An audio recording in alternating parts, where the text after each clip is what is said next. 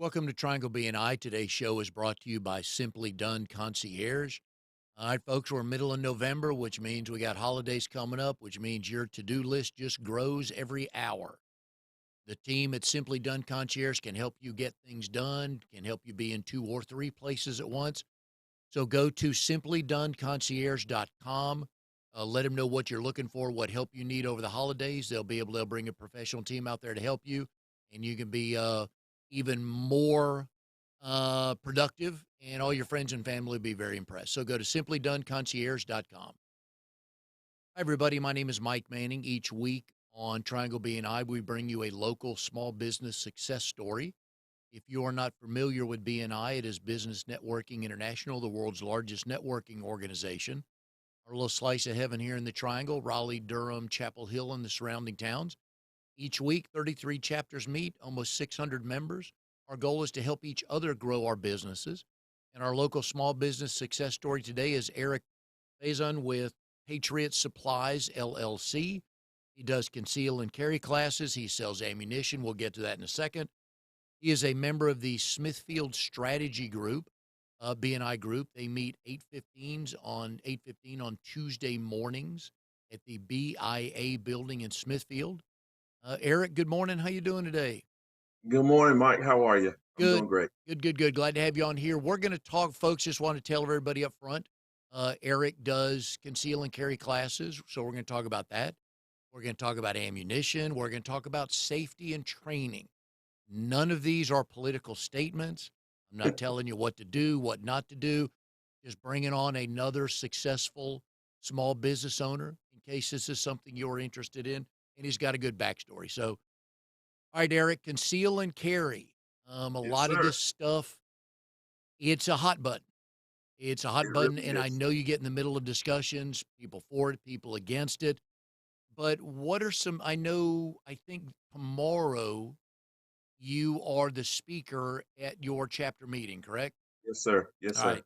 And I know you promoted the conceal and carry do's and don'ts. Yes, sir. So let's start with that. What are the do's and don'ts of being safe and being educated in that world? So, Mike, first and foremost, I believe that everyone needs to have proper training.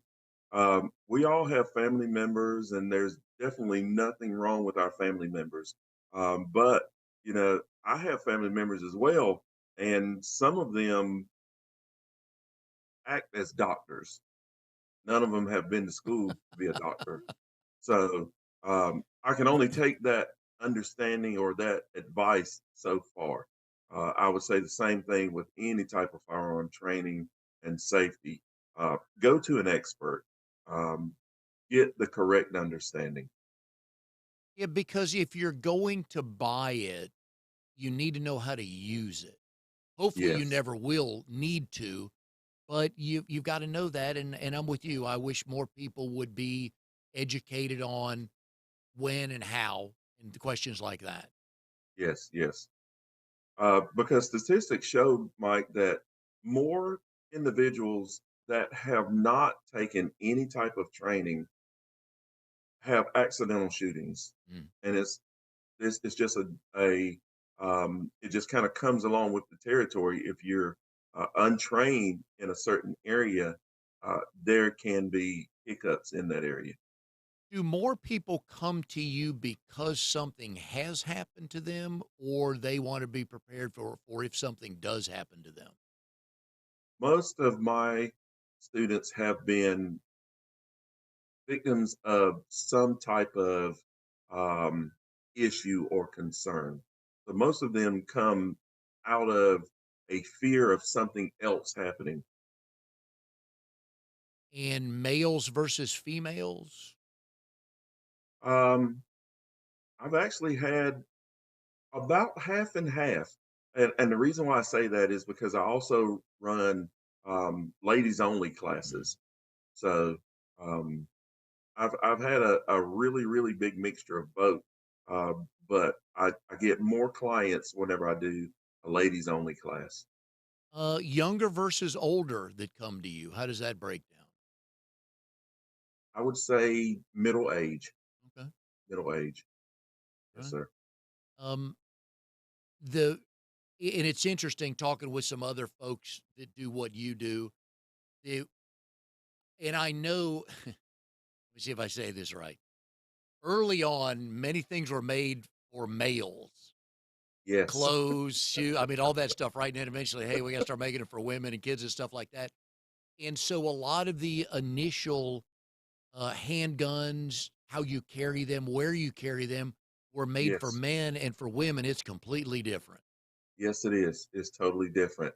I must say, out of the majority of the classes that I've had, Mike, women have outshot the men every single time.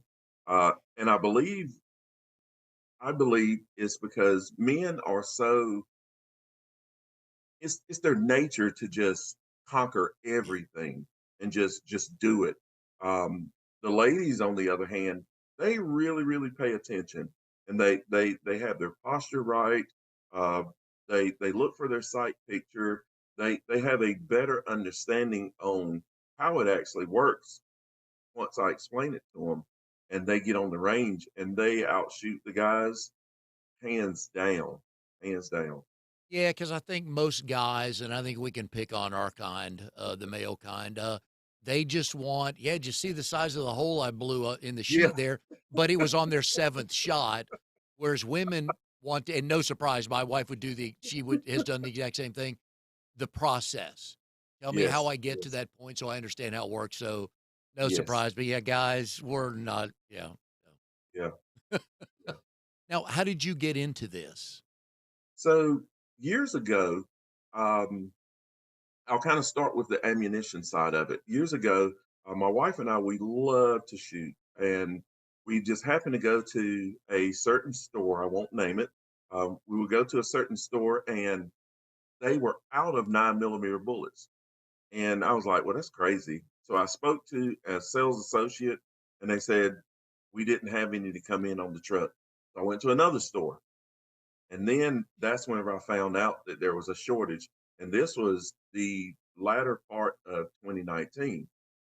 So I started thinking about it. I was like, man, I got to find some bullets. What's going on with this shortage thing? And this was well before COVID. Uh, COVID happened around March, or really affected us around March. So I went to another store um, in a very small town, and they had a ton of it. And I said, well, how much is it? They gave me the price. The guy said, well, it's $11 a box.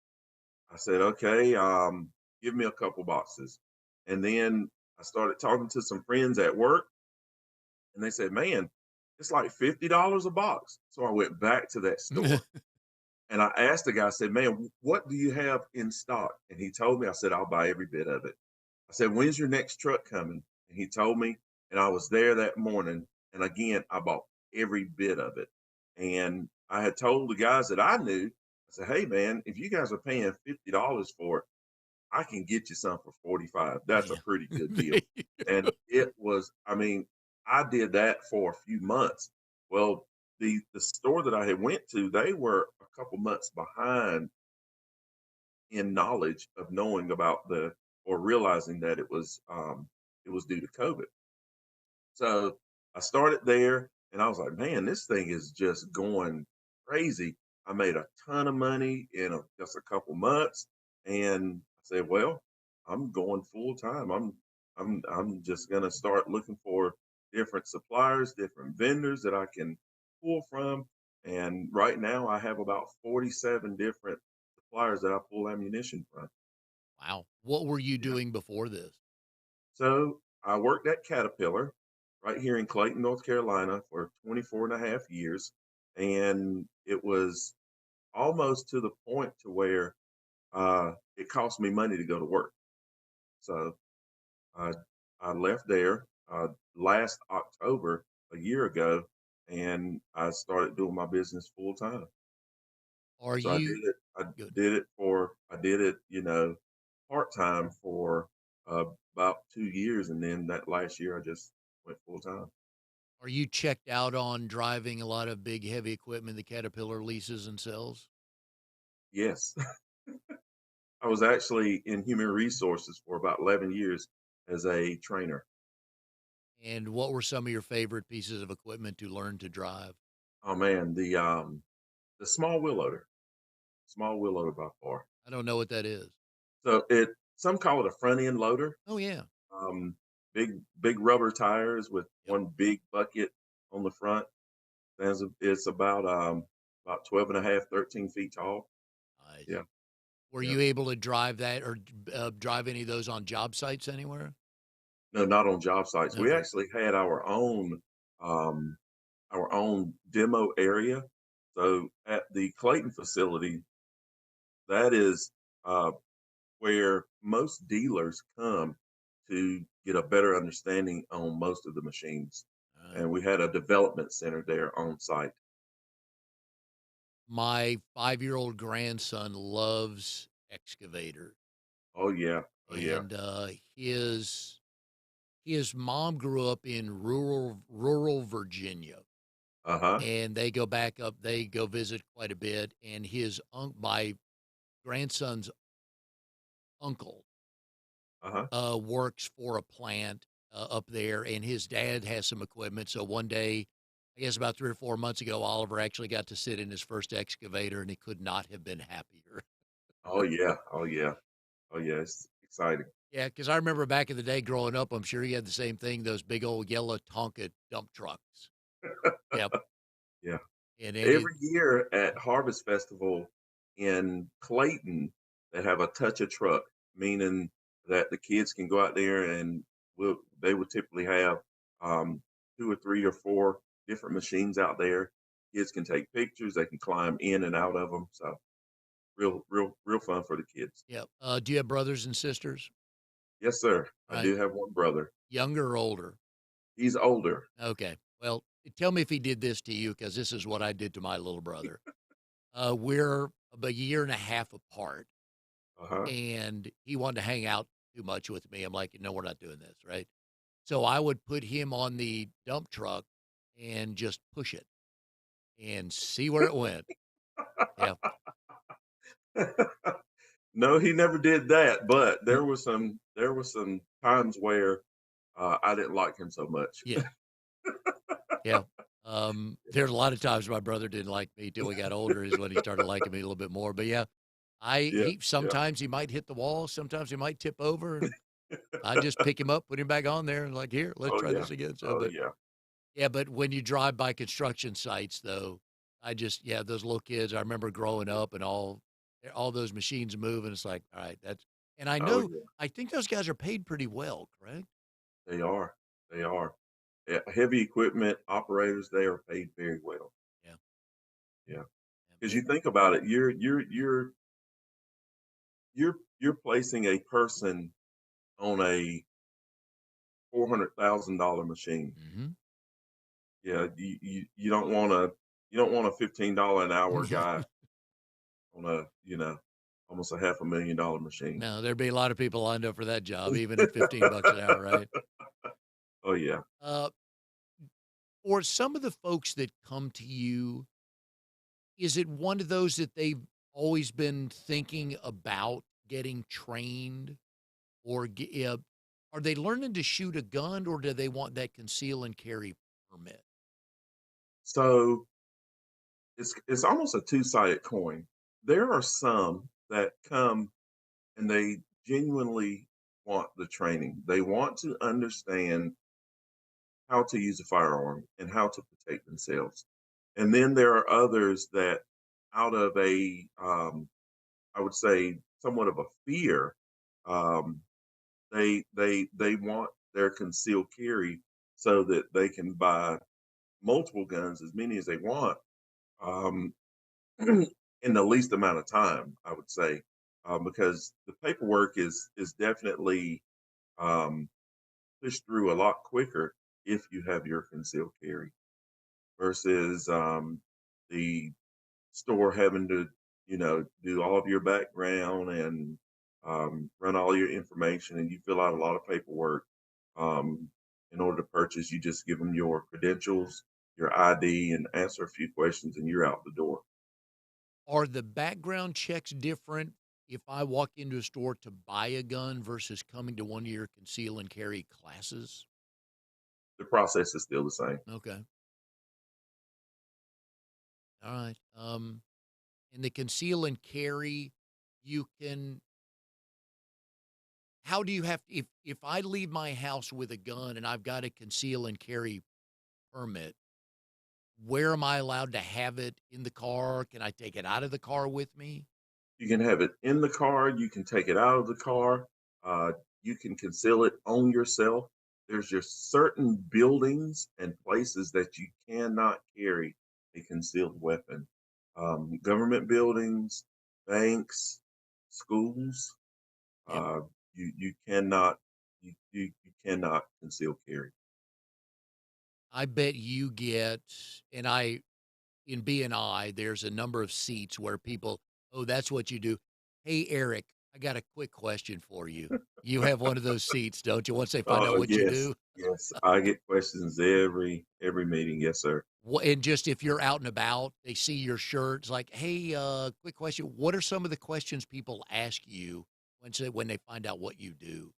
So one of the questions is, uh, so if I shoot somebody, do I have to drag them back in the house? Oh, geez. That is Yep. that is a myth that floats around and has floated around for so many Gee. years.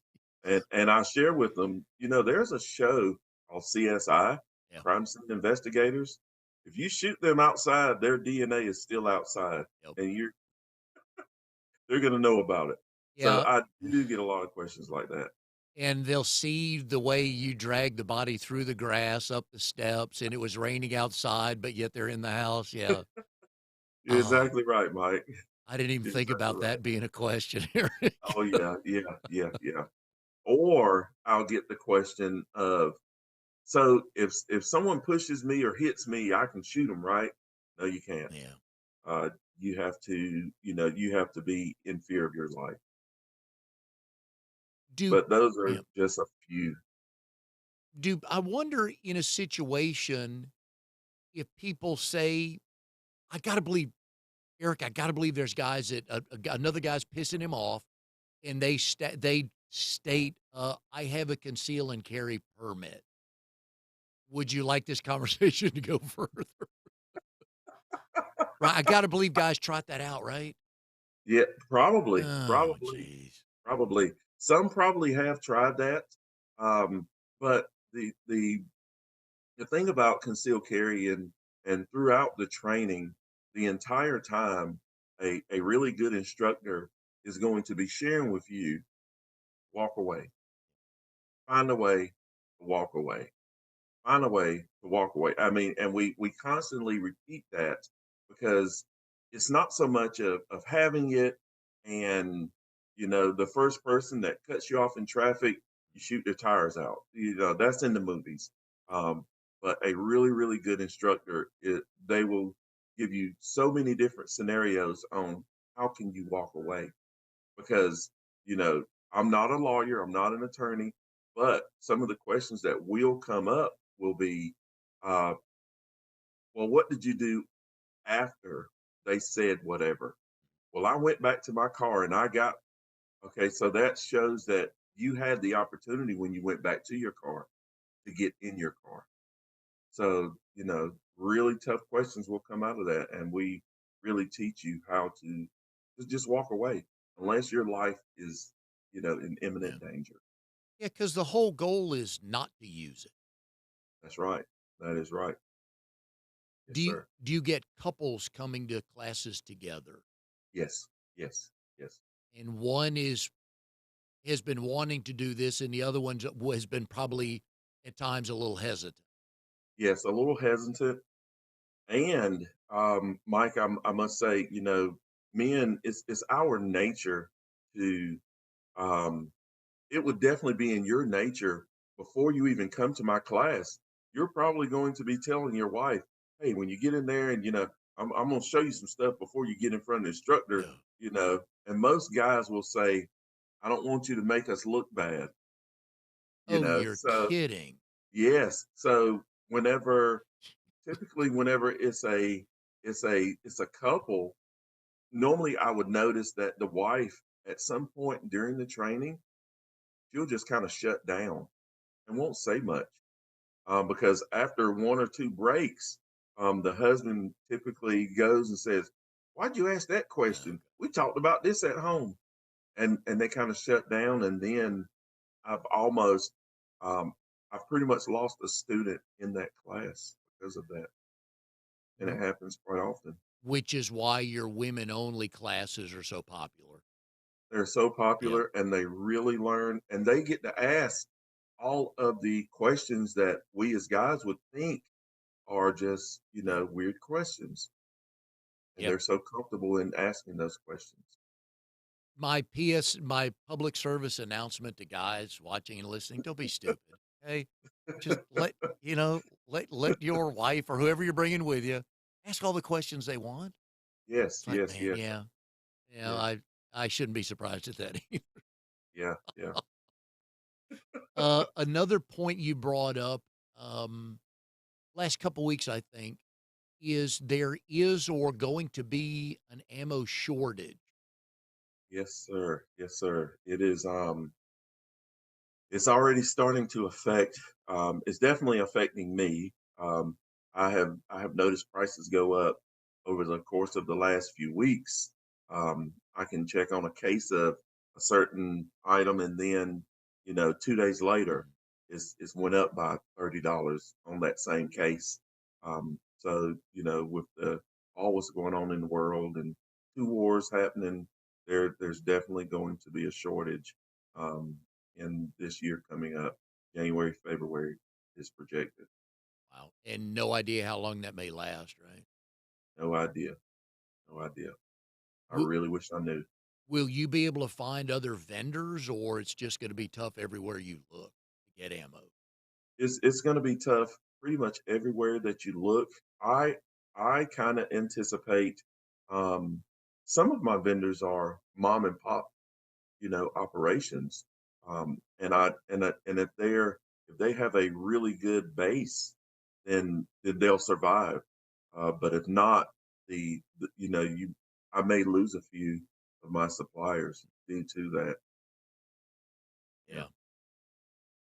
Yeah, there's a lot of stuff going on affecting a lot of things, so it didn't yeah, surprise me with your answer on that. yeah, Um, there's just so many questions on this because we've got kids involved. So now, do you teach people how to store them at their house? yes, Guns. yes, yes. I teach them how to store them at their house. Um, how to store them even in a bag or in their pocketbook. Mike, I do want to kind of mention this one thing since you brought that up. Um, there are more accidental shootings with firearms being just loosely in a pocketbook. And one of the reasons, Mike, is something as simple as a tube of lipstick or ink pen, or even a peppermint. A round peppermint is about the right size to fit right in between the trigger and the trigger guard, um, causing and it could potentially cause accidental discharge. Um, so I do educate on proper storage, proper storage, proper storage, because no one wants to be sitting in a restaurant and someone's digging through their purse Yeah. and a firearm goes off. So training and proper storage, yes. In a women's in a woman's purse, is that if they have a conceal and carry uh, license and they've got a gun in their purse, is there a special storage place for that?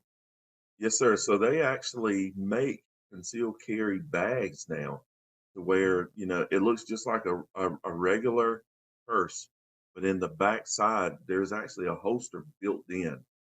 And, those sell really, really good. I don't market those, but they sell really good. It, And I have yeah. a few places that I share during my training on where they can get those from, but I don't market them myself. It makes perfect sense.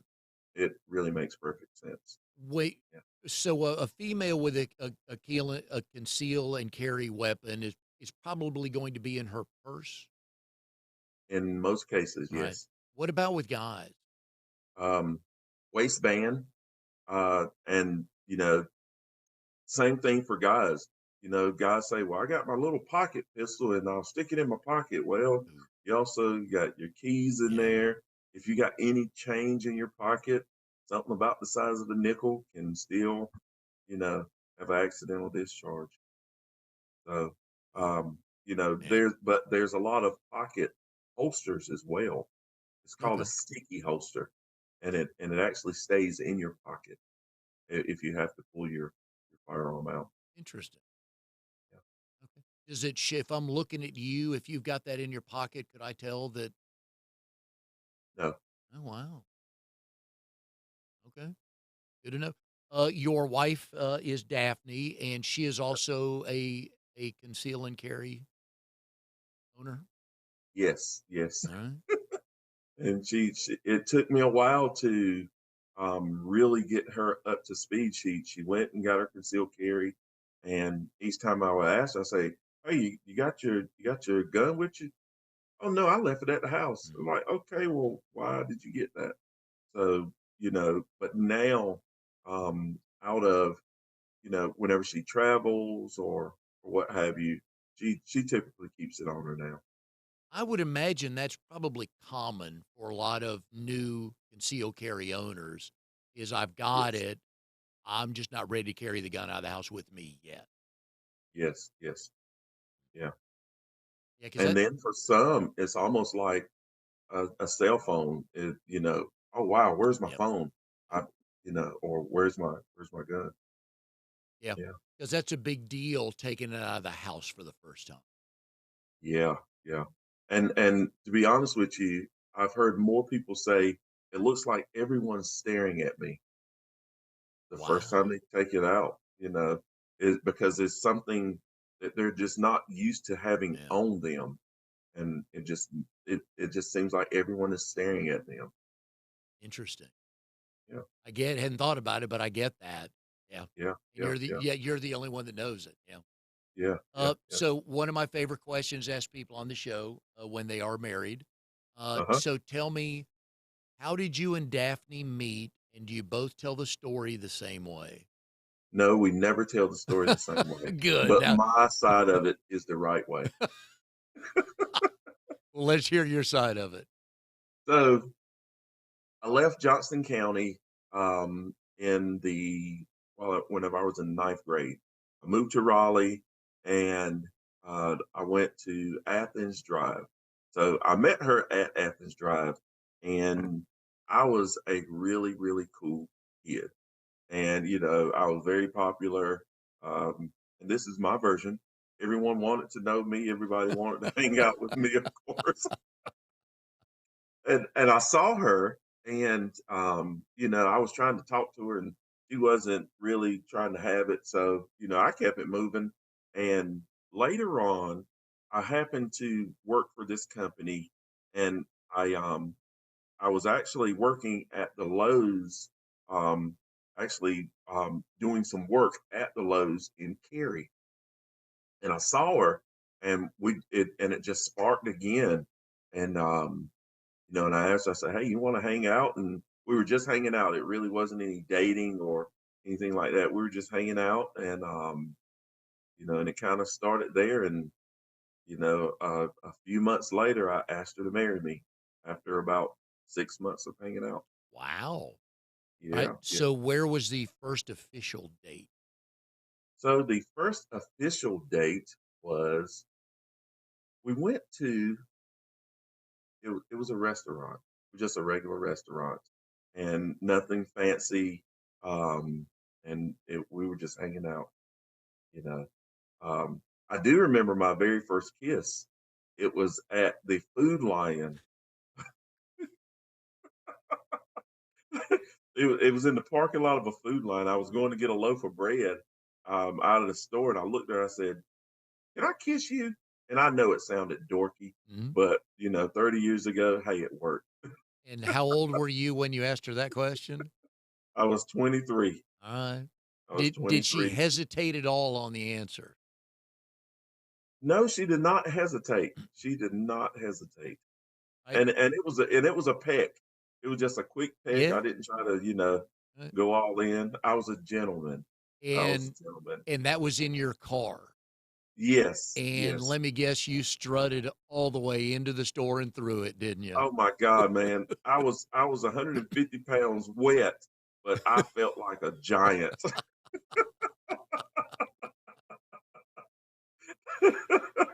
Oh, that's too good. So now I want to know how she tells the story. Oh man. She says that I was not the popular kid. She really didn't even like me. And But you stand out because you're taller than most. yes, Was it yes, that way in yes. high school? Yes, Okay. yes, Right. was. So walking down the hall, you're easily noticeable because you're about a head taller than most everybody That's else right. That's right. and cooler than everyone else, And cooler as than you say. everyone. Yeah. Yes, Did you sir. do a lot of extracurricular activities at Athens Drive? Um, no, I was actually I worked a lot. Um, before I graduated, I was on a like a work program. Um, in my 11th grade year, I didn't have a lot of classes that I had to take, and I left school early each day, and I actually had a job. So in my 12th grade year, as a senior, I only had two classes to take, and I was the manager of a pizza inn on Lake Boone Trail. Oh. So yeah, I was a assistant store manager in my 12th grade year. Okay, that explains why a lot of the other kids thought you were the coolest guy in school because you were assistant manager of a place they could go get. Hey, can you slide me a free pizza, Eric? Right? It's like, no, dude, you don't talk to me in the hallways. I am not giving Yeah. you a free pizza. Yeah, yeah, Oh man, that's pretty good. But it's funny who had to work their way through high school and who didn't. yeah. You're Usually, the exactly people right. that did were working from the time like we were all in seventh grade, cutting grass, dragging That's the it, man. lawnmower up and down the streets in the neighborhood, knocking on doors. Hey, for $8, can I cut your grass? Yeah, Yeah, yeah, yeah. yeah. I Uh, remember those days. oh yeah, yeah. And then you went on to Johnston Community College. Yeah, I did some courses over at Johnson Community, um, and I actually um, tried to dabble in real estate for a little while. And I went to Johnson Community, did that, and I said, well, the things that you guys are teaching me, I can just do myself. That was right around the time, well, not all of it, but that was right around the time, about 2010 or 2011. My wife and I, we really started getting into flipping homes. And Oh, so that's whenever property was cheap back then. mm-hmm. And we bought a few properties, and um, we started doing rehabs, and she wanted to rehab more than what I did. I kept telling her, honey, we're going to sell this. We're not moving into this house. She wanted to upgrade everything. So um, that was one of the reasons why I started getting into the real estate course at JCC. There's that moment where because my brother and sister-in-law flip houses too, and there's that moment where you have to go in knowing we're not keeping this. And Yes. you have to know that every day we're not keeping this. And lo and behold, there were quite a few to where um, we started doing some hold and rents. So Ah. we actually held quite a few and rented them out. What did you like best about that flipping process? The money. There you go. It was Right. it was I call it fast money. You spend money, Mhm. but it was fast money. It was a pretty quick return. It Yeah. was a pretty quick return. Do you guys still do that? Uh, Okay. The prices? yes, the price Yeah. can't afford anything out there now. Yeah, because now you're buying a $300,000 house to flip. Yeah, yeah, That yeah. number does not go through your brain easily, does It does it? not. It does not. You guys just got back from a nice trip to Mexico. Yes, loved it. If I could move there, I would. That first time you've been to Mexico? No, that's probably the 4th or 5th time. Yeah. What was best about that trip other than you were away from the world for a week? Well, uh, spending time with friends and family, that was the best. Um, and actually, another gentleman in BNI, Johnny Beasley, he was with us, and that was their first time being there. Um, it was great spending time with friends and family and relaxing, and just getting out of the norm of your everyday life, and you know I didn't have to have my phone on. I could get up and go to bed whenever I felt like it. It was very relaxing, very relaxing. Now, traveling on any plane, much less international, I believe I'm smart enough to say I know you would never try to take a gun on a plane. But why do No. we hear a story once a month where some idiot guy gets to the checkpoint and he's got a gun on him? I mean, how do you forget that, Eric? So I like I mentioned earlier, for most of us that actually that carry every day, it's like it's like it's just built into you, just like grabbing your cell phone. Wow. And I honestly believe that most of those, I would say 90% of those, they got up, they put their belt on, put their wallet in their pocket, put their gun on their hip, and just left home. Uh, because it is such a repetitive motion or repetitive activity that you just always have it on you. All right. Well, I'll retract my idiot statement then. I just assumed that you would know I'm going to an airport. I can't take my gun, but I guess if you always have it, Yeah, are they yeah. arrested right there? They're detained. Okay. Yeah, they're detained, and of course they're going to have to pay some type of fine. Oh, Yeah, okay. it can be up to $10,000. Wow. I would imagine if you truly, what if that truly is part of your habit each day, you feel real bad when they discover you've got a gun in your Yes, bag or on you. yes, yeah, yeah, 10,000.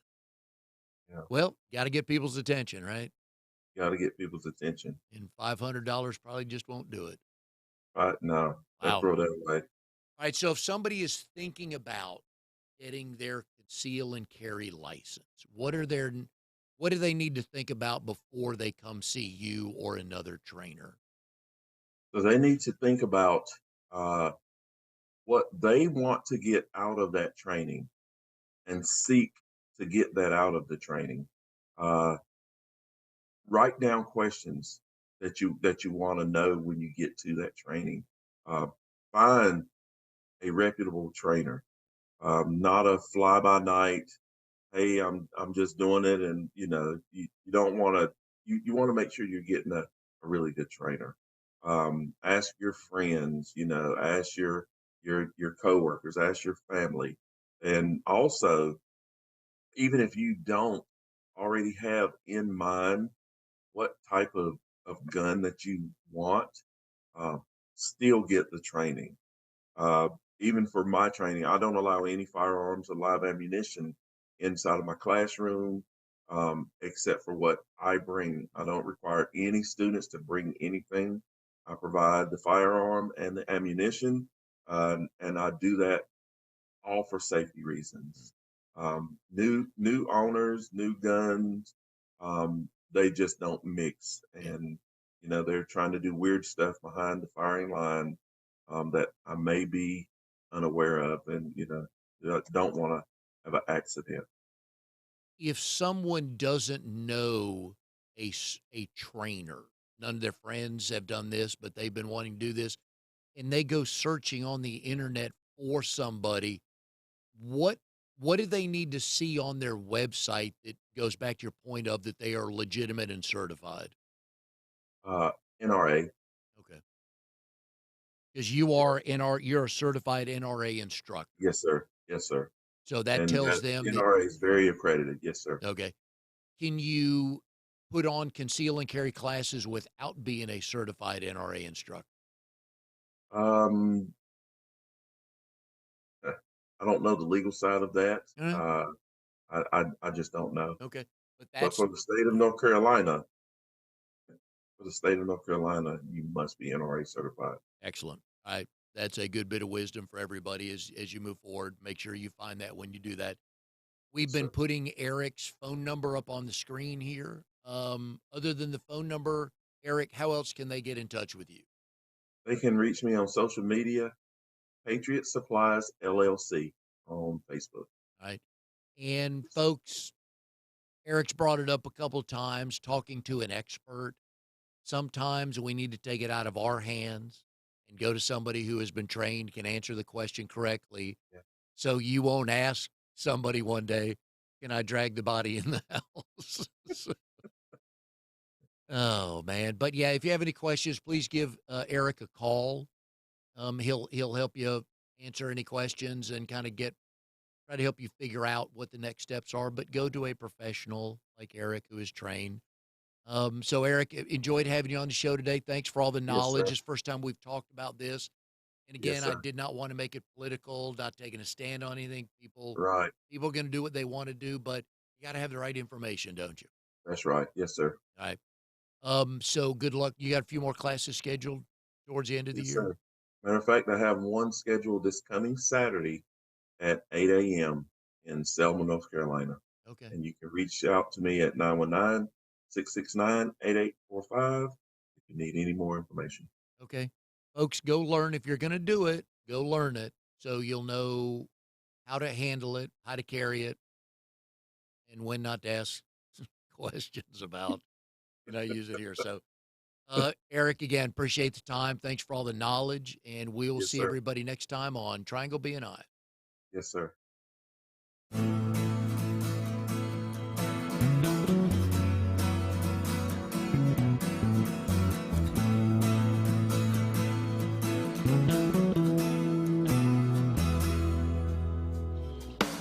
You are tuned to the Nissan Communications Network. If you tuned in too late, you can always watch each program in its entirety or download an MP3 audio file of it in the archives section at nissancommunications.com. Don't forget to subscribe to our YouTube channel, follow us on Twitter, and like us on Facebook. Sponsored by StreamingGear.com and DeltaForce.net.